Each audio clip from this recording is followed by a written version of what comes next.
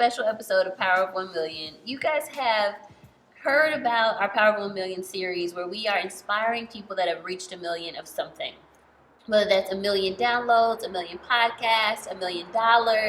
And today you're going to actually get a chance to speak to my mom, who has watched me make 1 million. And so you're the mother of a girl who's in the power of 1 million. Wow. That is amazing. Yeah. Congrats to you, sweetheart. Thank you, Mommy. Round of applause. So you are all up and down my story. I talk about you all the time. I talk about just the sacrifices that you made for me. I talk about like how you help now, how I retired you. So let's actually hear your side of the story. Okay. Let's start first with how I was born. So you often say that you never were pregnant because you knew at 5 months and then I was born at 6 months. So Yes. tell that story. Okay. Basically, I tell everyone, and I'll tell you, is that I am the second Mary. Jesus' mama, Mary. I'm the second Mary because it was immaculate conception because I have never really been pregnant as far as I'm concerned. Went to the doctor, it was my woman's wellness physical. Left out there with my birth control prescription for the year. He said, hey, we forgot to do a urine test, go in there. I went and, oh my God, you are pregnant. I said, oh my God, you are lying. I could not be pregnant. You just did an exam. I was not pregnant. How did I become pregnant from that table to the restroom and back here, and I became pregnant? I just wasn't having it. So anyway, he said, then after all some more tests, found out I was 5 months pregnant, and I actually had you at 6 months. And why was I a preemie? What was happening? You were a preemie because I had severe preeclampsia, which is high blood pressure and basically a pregnancy gone wrong. Okay. Basically, and with that, I had a stroke, and you were 3 months premature, and you stayed in the hospital for about 4 to 6 weeks, and I stayed in the hospital with a stroke and some time for about a couple of weeks. Nice. So yes, use an incubator, the whole works. Every time I took you to the doctor, they told me that you were not going to walk, you was going to be blind, you were going to be deaf, you were a dwarf, because they say that you just didn't have time, you didn't have any room to kick. So it was pretty severe, especially for someone who's a 21-year-old college student. I was a junior in college. You were having headaches in school and having to take a recorder to school. Yes, I had severe headaches with the preeclampsia because my blood pressure went sky high. I had severe headaches after I had you, but I still wanted to continue school. So I had you June 19th, which is Emancipation Proclamation. As far as I was concerned, I was the one emancipated, free, because I didn't even know I was pregnant with you in the first place. But so with the severe preeclampsia, it put my blood pressure so high. So after that, I couldn't even think it. So you were in college, you had a child, you're a single mom, and how did you make it work? Because I often talk to people and I tell them about how you used to share Happy Meals with me. So how did you make it work? That's what I would do. I mean, because I did not have the money, and I would always do things, that I could maximize my time, because I was a single parent, so I had to take care of you, and I had to go to school, and I had to work. I mean, that was just 3 things that I had to do. Anything after that was a bonus. It was like, getting ice cream or something, because it was a bonus. But I took care of you and made sure that you had something to eat or something like that. I was an entrepreneur going to school because I could make the most money that way. And it was the minimal. The less hours. Okay. Yeah, we're just gonna go with the small word, because I tried to say that big word, it didn't go well. Yeah, I sometimes it's kind of hard for me to go over 2 syllables. So with words. Yeah. Mm-hmm. So what I did is I had my own business, and I was a maid. I cleaned up. You and Granny, right? Yeah. You and Granny cleaned houses. We cleaned houses, And that's how I survived and went to school and was able to take care of you and to do the things that I need to do. Because even back then, I was charging $65 an hour to clean house. So, but people knew I was in school and they knew I was a single parent. So I had favor because a lot of people would just call me just to help me. And so that was a blessing because back then I didn't have any type of loans or, a lot of times I didn't even buy books for classes. I was just being there, just kind of like, okay. Hopefully I'll get it. Hopefully I'm gonna get this. To get the book. Well, and that's probably what happened. That's how I met your dad too, because your dad was the smartest person in my economics class. Mm-hmm. And since I couldn't afford the book, I said I'm gonna sit next to the smartest person, and I'm gonna have the smartest person tutor me. That was a mistake. I shouldn't have chose him to tutor me because now you got me. And that's how you came. And you were cheating off his paper. That's his side of the story, that you were cheating off his paper. Well, that's a good side. That's true. Okay. I didn't have a book. Come on. I had to figure out something. I had to figure it out. I'm resourceful. Yeah. Because that's what when you have a child and you try to do the things you need to do, you have to be resourceful. But you didn't have a child when you were cheating off his paper. Y'all had a child later. Do you have any more questions? Okay. So you're in college, or you're in college, you have me, and then you're working, like you're cleaning houses to make work. Then eventually you start going into schools. So you get a job at the school and you're raising me. What do you think? Because I know some parents wonder, like, when you're raising a child that is gifted, like, what do you think allowed me as I was growing up?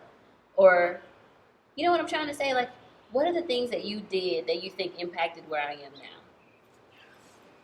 I think a lot of it was at home, because even when you were born, like I said, 3 months preemie, but you were such an intelligent, smart child. Your grandmother used to always say you was God's child. So even when the doctors would tell me bad prognosis all the time, every time I went, it was a bad something. You was blind, you was gonna be deaf or something. Your grandmother would always say, "Don't worry," because I would always be just bawling, crying. They said my baby's gonna be this, gonna this. She says, "Don't you worry about that, because Teri, as we call her, is God's child. So don't worry about that. God has her." So and truth. That's just mother wisdom. Because you was a miracle. We called you a miracle baby. Okay, so in second grade, was it second grade or first grade where they said I wasn't gonna be able to read, and then you started helping me learn how to read? It was, I had put you, which was kind of, I knew that was crazy to tell me that, because I'm just gonna tell you, you have been talking since you were 9 months old. You did a full-blown sentence at 9 months. You told your Uncle Eric, Mom, it was me, you, your grandmother, and your uncle. And your grandmother told your uncle, "I love you, Eric." And you repeated, you said, "I love you, Eric." And we all just basically dropped you because you was 9 months old. We dropped you. That's what happened. Yeah, that may explain some things. We just dropped you because we was like, "Oh my God, she can talk." And you looked at us like, now these people know I can talk. God, dog. It was like, you looked at us like, man, I messed this up. I shouldn't have told. Yeah, you should have said, I should have talked. And so you were talking, and then at 18 months, you were multiplying in your head, and that just floored us. I would ask you, we got to go wash clothes, and I need 4 dryers. And I say, and each dryer costs 4 quarters. And you would say, "Oh, Mommy, you need 16 quarters." You would just rattle it on. So we knew you were intelligent. So it was kind of a shock to me when you get all the way to first grade and you go to this private school and they say that you are so far behind in reading. So what I did is, you would read everywhere you went. I would buy all these books. I even started writing books so that you would know the basic words of a kindergartner or a first grader. so that you can read. So I would write the books for you, and you would read the books. Everywhere we went, you would read. And then I would do comprehension questions. I just didn't want you to be a word recognition person. I wanted you to also comprehend what you read. So I worked really, really hard on that, even on the math. So it was just kind of so when you ask me what did I do to nurture your genius, I always tried to be one step ahead of you because you was always on top of your game. You were always very organized, very methodical in everything you did. I mean, just very, so we always had to be on top. We always had to be one question above, one answer above whatever you was going to ask, because you're going to ask a lot of questions, and we couldn't just give you just a simple answer. You never went for those.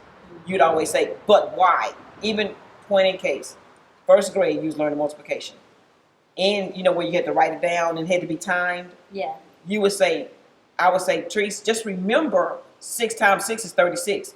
You would say, but why is 6 times 6 36? So I had to break out, write all the 6 things, then put 6 little pieces in the things, and I would say, this is why 6 times 6 is 36. You did not just want to know and memorize anything. You always want to know why. Why is something something? I'm still very much like that. Yes, you are. You really are. And that's why even in your trading, even when you took a course and things, and it still didn't make sense, you took it a step farther and you started looking, why is this like this in trading? Why is everything like this? So you've always been very inquisitive of, not only do I need to memorize, you don't ever want to memorize it. You always want to get to the core. Why is something something?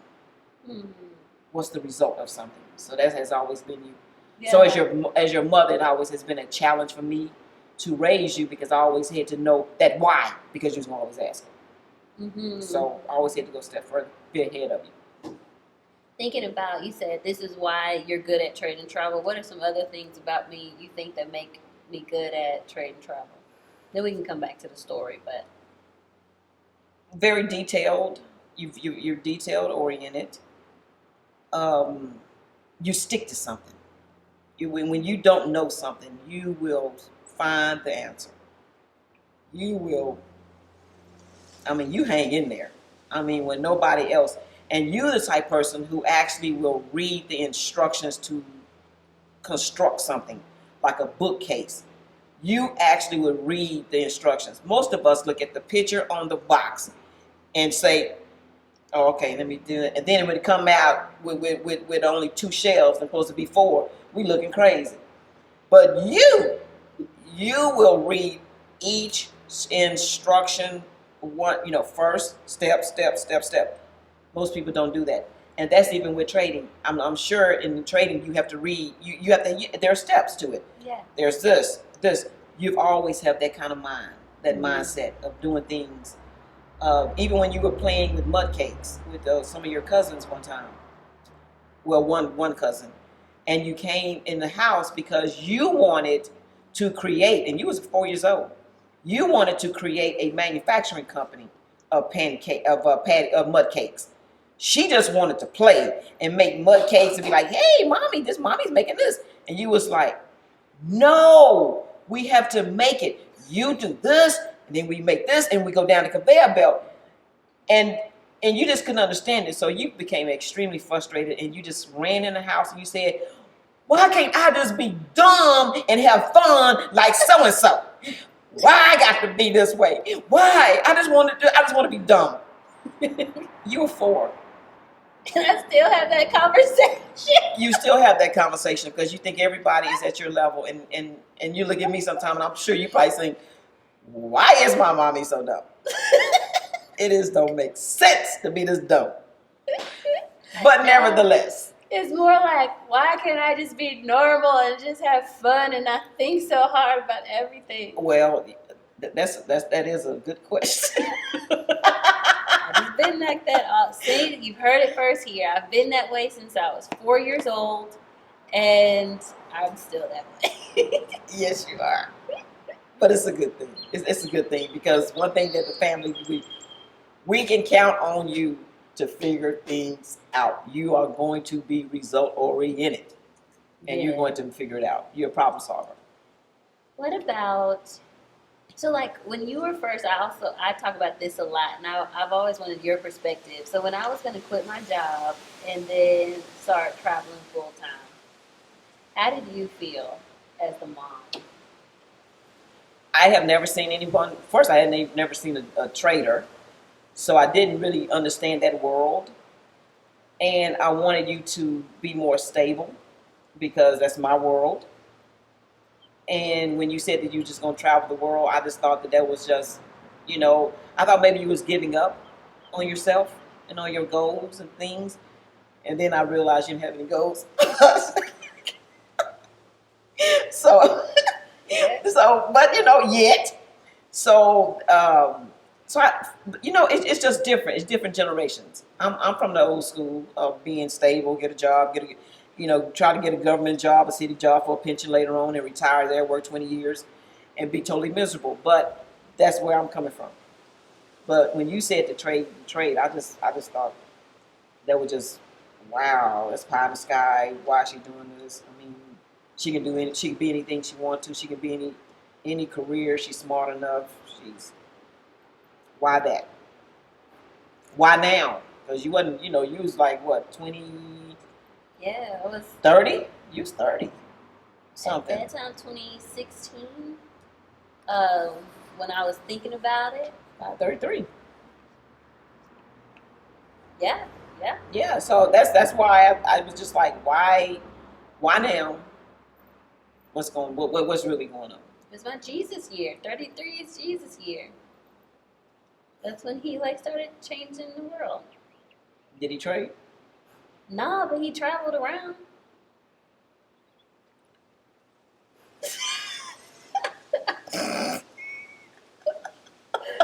But, and then what about one time you apologized to me too about fear? Do you remember that? Yes, I remember that because I was always so fearful. The time that I was most fearful though was when you went to college. I was overtaken by fear. I mean, it ran my thoughts, it ran my moods, it ran my everyday thinking. I mean, it was horrible to the point that I just had to break down and just pray to God and just say, God, why? You're gonna have to calm me down because I am so fearful that this child something's going to happen. You was way in Massachusetts. I was just afraid. And because when I went to college, I commuted. So I never did the dorm thing, never went off to college, never did any of that thing. So that was, and you've always been with me. It's just me and you conquering the whole world. I'm single parent all your life, so I guess it was a lot of my fear too, and just the fear of the world. But I did have to apologize to you because my fear, I was pushing it on you, and it was hindering your imagination and goals and aspirations and dreams, and I was smashing my fears on you, and it had an effect on you because you and I would get into because we would get into some arguments about you'd be like, Mom, God is not the author of fear. Why are you so fearful? Either you're gonna believe God, Mommy, or you either gonna believe God that He's not the author of fear, or you're gonna cave in. I mean, why pray if you're gonna worry? And if you're going to worry, don't pray.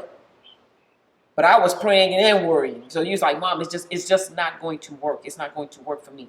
So I had to apologize to you. And then I lived my whole life in fear too, because I had a brother that had mental illness, and he was threatening to kill me and all that kind of foolishness. And so that I grew up in fear. So that coupled on your dad being a foreigner, a Nigerian, I always thought that he was going to take you, but that was a real threat because a lot of those guys that had American children, they were taking them to Africa. They were pay child support and stuff like that. That's another thing. But So I lived a lot in fear. And then to come, and then I put that all on you. And then when you went to school, it just, I'm sorry. That's okay. I'm sorry. I mean, because I shouldn't have let that hinder you, and it did at one time, but now I don't have that fear anymore because I always remember what my mom said is that that's God's child. She's gonna be okay. Thank you, mommy. Thank you for being vulnerable with the fears. Because I know that it's not just you. Other parents too are having fear and then putting it onto their children, and then their children are, stifled or feeling like I can't share with my parents, or I can't, be around them or do different things because they're so afraid. And the kid wants to do these big things, has these big dreams and goals, but they feel unsupported or alone because the parent is putting fear on them. So thank you for sharing. I think that's important. You're welcome. It's real. So then, moving forward a little bit, I do quit, and I started traveling all over the world. How were you feeling when I was gone? I felt. I mean, of course, I'm still a parent, so I'm gonna have a little concern. Not the crippling fear that I once carried before, but I still had some. You're my baby. I mean, I'm still a parent, so I had a little fear, but I was pretty excited though.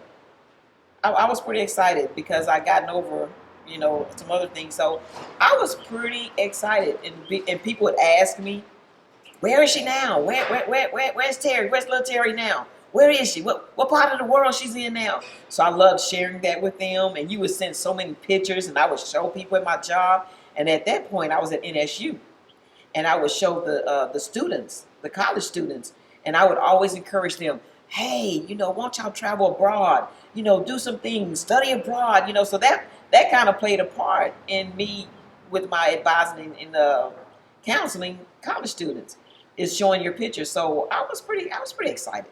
Yeah, and you got to come visit. Yes. Like you and Sandra came, and y'all came to South Korea, right? Or which part did y'all visit? Well, not that part. We came to Spain. Yeah, y'all came to Spain. Oh, so you didn't come on that part. Mm-mm. For some reason, I was thinking y'all came and visited me. Oh, Mm-mm. that's right. Okay. Yep, because in when I was in college, I studied abroad, and I would travel a lot then too. And they came to visit me in Spain. I studied abroad in Madrid. Yes, that was fun.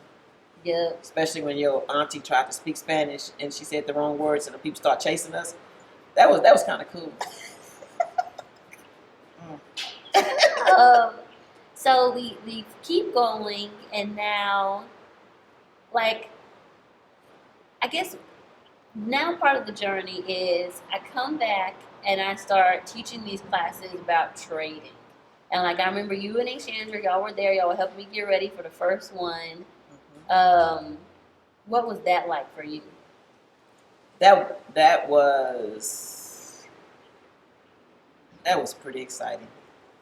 I was such a proud mom that you were doing something, and then when to see you down there talking about something that you were so passionate about, and so you were just basically in love with trading. You love to trade. You love teaching people how to trade. You love it. It's almost like you found a new shiny uh, coins or something, new shiny coins, and you want to share with everybody, the knowledge. Hey, this can make your life better.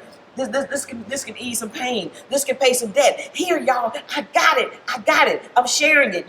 So you were so excited. The room was full of your friends and people some that you didn't know, but everybody was just cheering you on, and you were just teaching. You were just teaching your little butt off that day.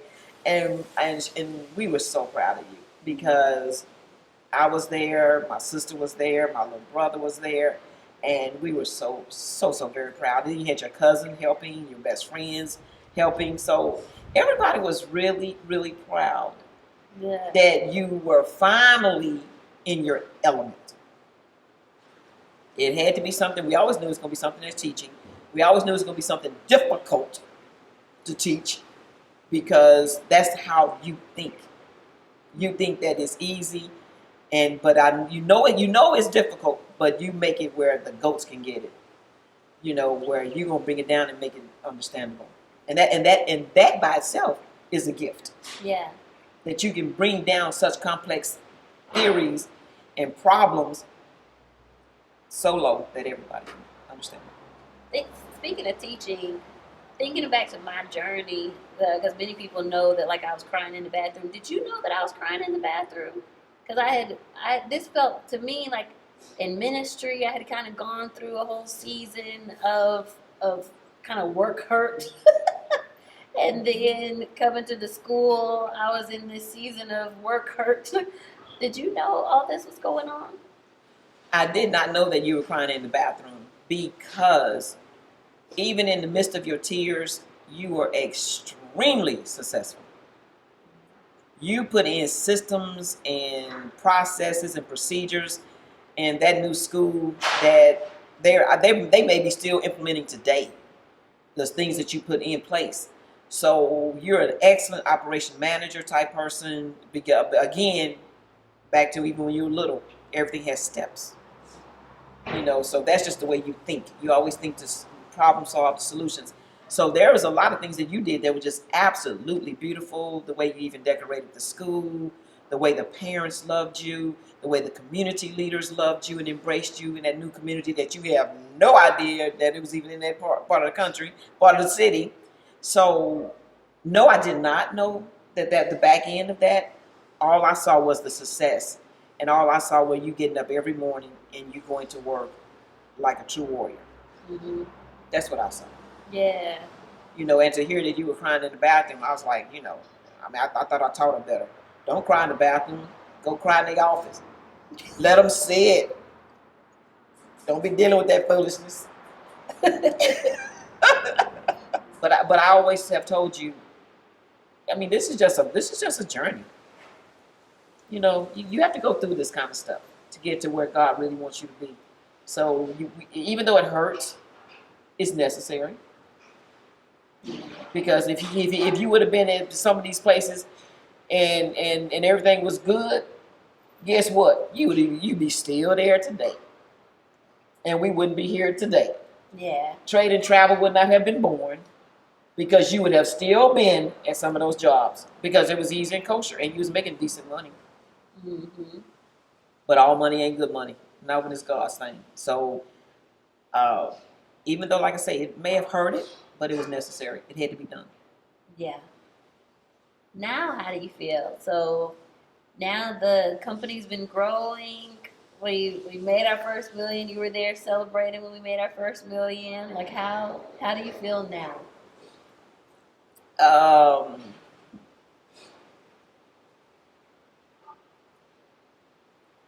I feel like everything has worked out. The struggle has been real. The struggle was real. Even growing up, the struggle was real. You with the jobs, every job you seem to have, you've been on probation. I had to walk you through a lot of those probationary periods with your jobs and improvement plans that you were always on.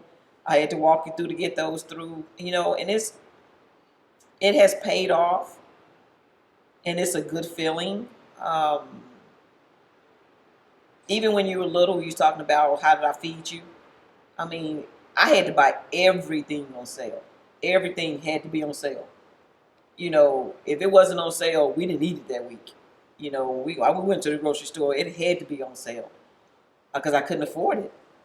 And so now my biggest accomplishment and one of my biggest prides and I can honestly tell you, almost every single time I go to the grocery store today, I can walk down the aisles and I can get anything I want in that store now. And I be so excited. I go to the grocery store like this. Yeah. Yeah. I can get anything I want.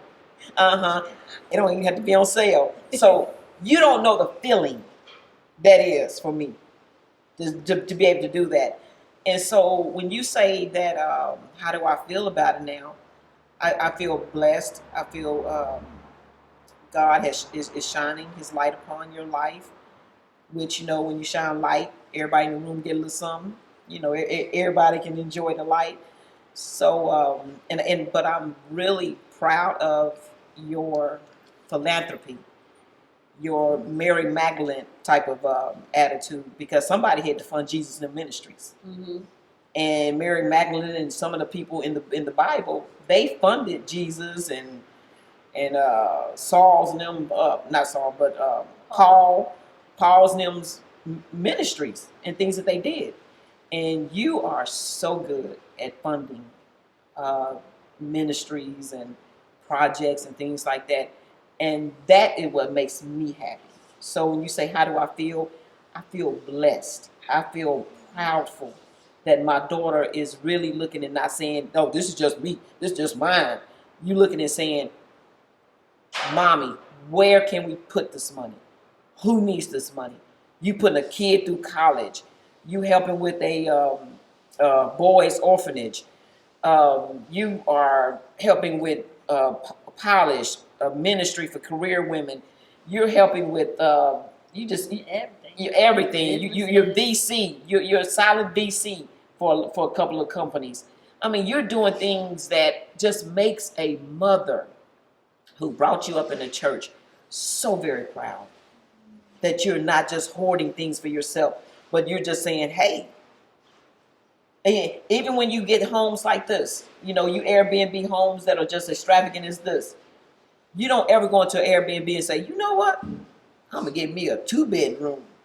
I'm going to enjoy this all by myself. You always get like a 5, 8, 10-bedroom, not because of you. It's just only you.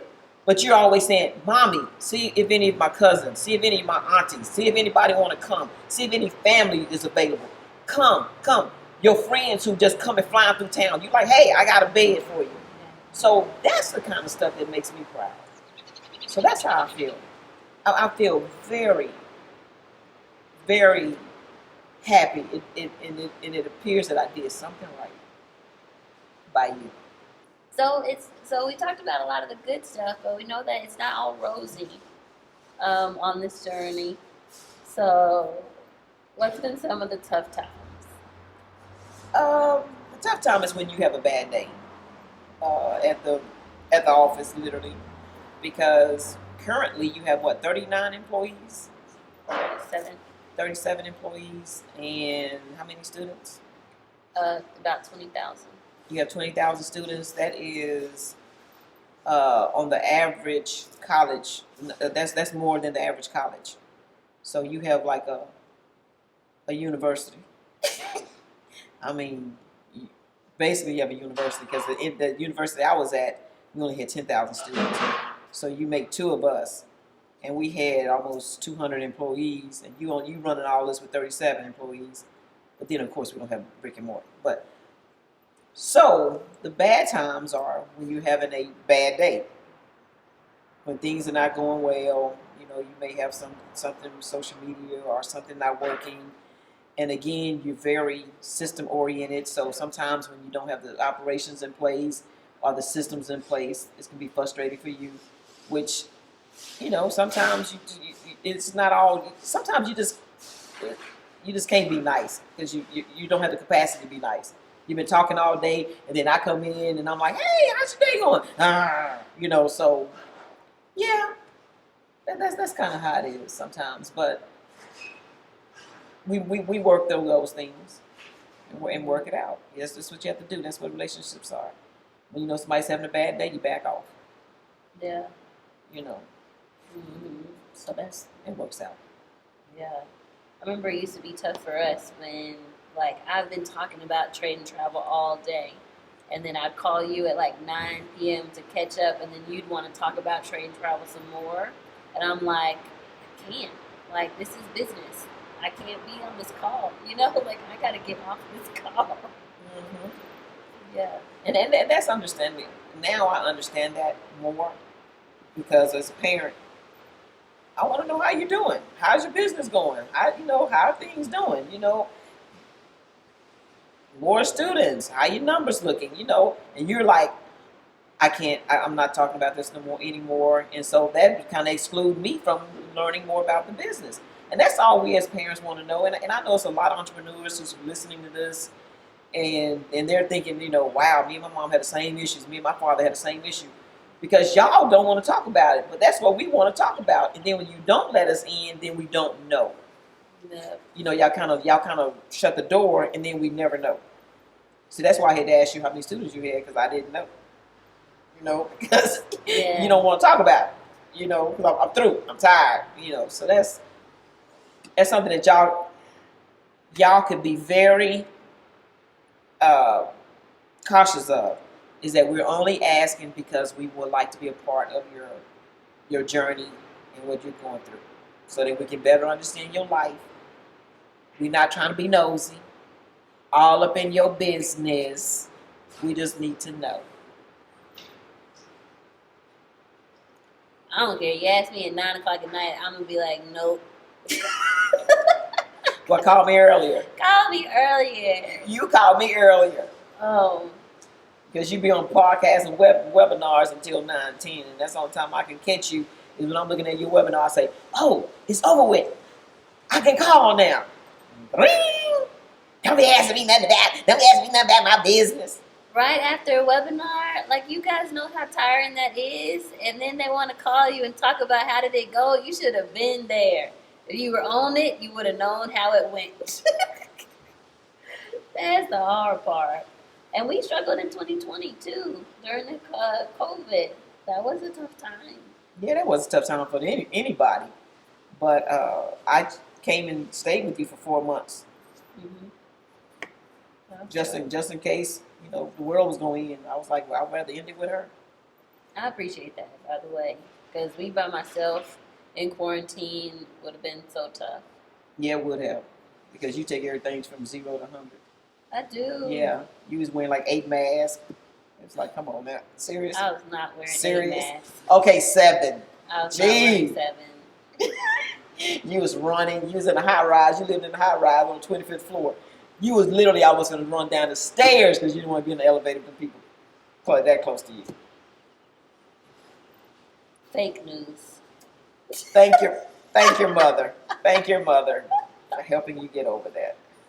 That's not true. But anything else you think that you should tell the people? And you can talk into this. I think that it has been a really good journey. It was God led, thankful, a blessed journey, and we're still going through.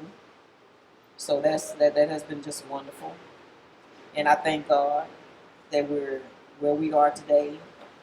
Not financially, because that can come and go, but where we are in our relationship, in our spiritual relationship with Christ, our relationship with the community, and that you have a heart for people, and then that makes my heart sing. It makes my heart smile. That you have a heart. So I think we're on the right track, babe. Okay. Just you and me, babe. Hey. Sarah Smile. You remember Sarah Smile was my favorite song, right? Which one? Sarah Smile for me, and I used to always change words for you. Yeah. Okay. That was it. I could sing. That's it. The most rewarding part about this journey is seeing her being so giving, and her heart, and not only giving of money, like I said earlier about putting kids through college and anything like that, but her giving of her knowledge, giving of herself, because she can be very, very ill and coming off one of faint spells or something, and she will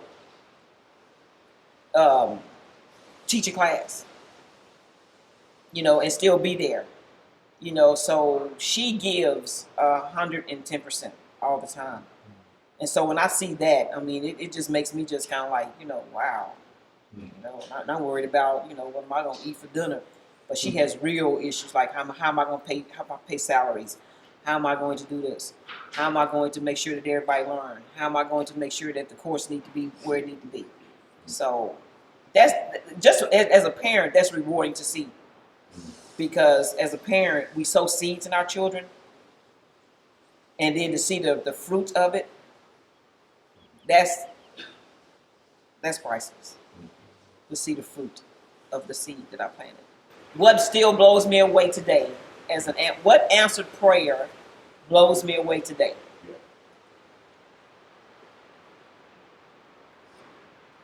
Is that she has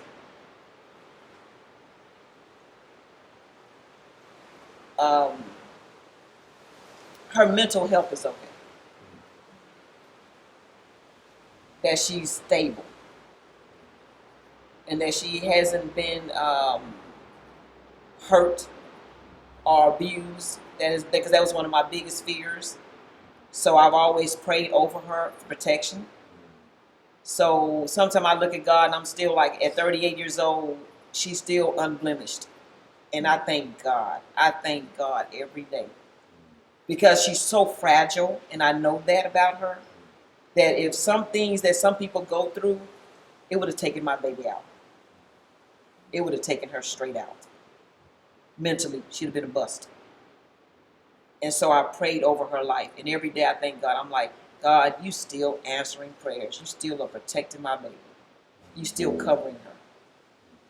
So for me, that's a wow. That's a wow every day. When she gets on the airport, she know. When she texts me, I landed.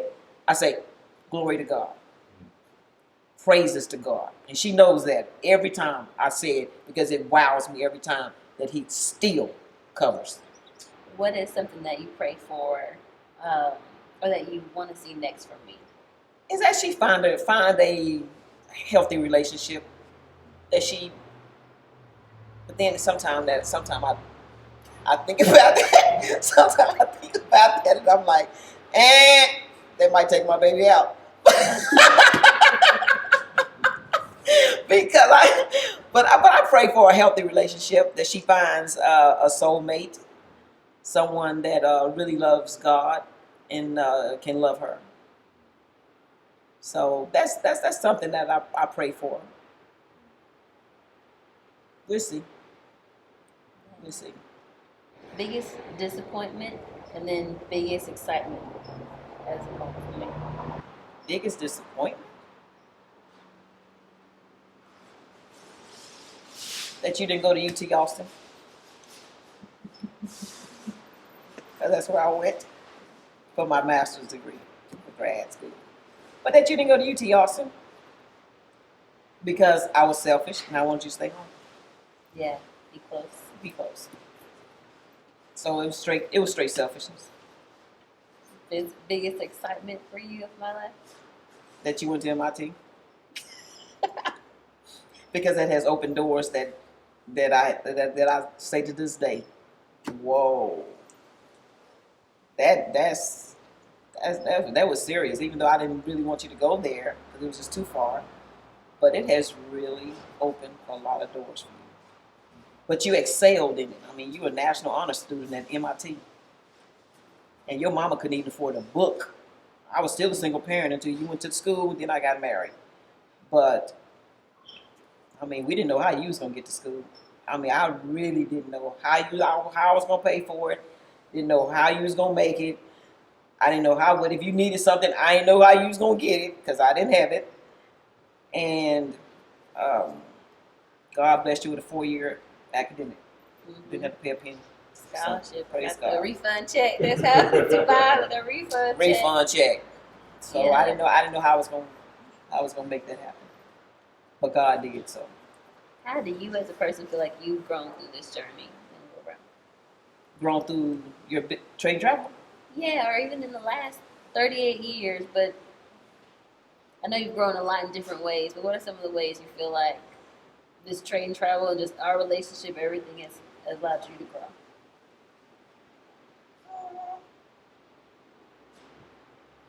To be a better mom.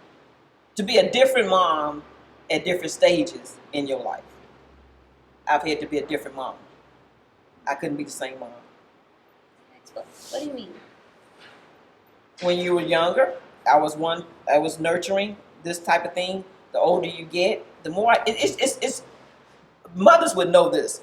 It's different phasing of mothering, and it's like a relationship. Relationships have different phases you go through. So it's the same thing with you. Older you get, I can't treat you like you 3. Please don't. I won't. Just playing. But I can't. So it was different. So that has been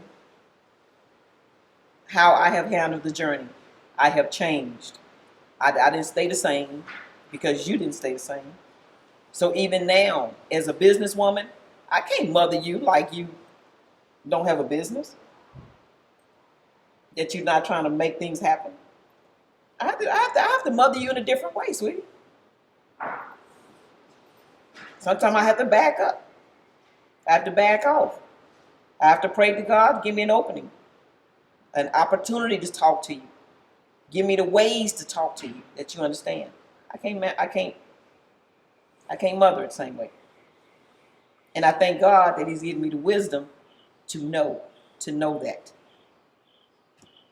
That's good. I thought so too. Thank you. What do I want for myself now is to get the knowledge that I need so that I can help you more. So that's why I have completed the online business management course, because I wanted to be of more assistance to you in the company. And I think that I have did well in those areas, operations type of things. So what I want for myself is not necessarily a place in the business, but to be the best mom to you at this stage in your life. Because I'm going to still be your mom. Mm-hmm. You know what I mean? I don't care how much money you have. I'm going to be your mom. And what if I'm out the picture? What about just for you? To be the best person I can be. Because I'm a lifelong learner. I'm taking 9 classes right now. So I'm always going to learn. I'm always going to be in something, be in the mix. So for that, just be top of my game. And do like I always do. Do it for the culture.